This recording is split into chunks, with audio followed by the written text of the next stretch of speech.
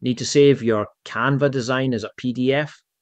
Whether it's a presentation, resume, or poster, I'll show you exactly how to download it as a high-quality PDF in just a few clicks. First, head to canva.com and open the design you want to export. It can be anything: a flyer, a business card, or even a multi-page document.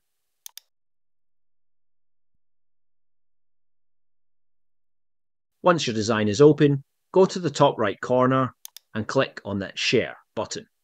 From the menu that pops up, click Download. This is where you'll choose your file type. Now choose the format. For most cases, you'll want PDF standard for web or digital use. But if you're planning to print your design, go with PDF print, and it gives you better quality and includes bleed and crop marks if you need them. If your design has more than one page, Canva will ask which pages you want to export. You can download all pages or just specific ones. Finally, click the purple Download button.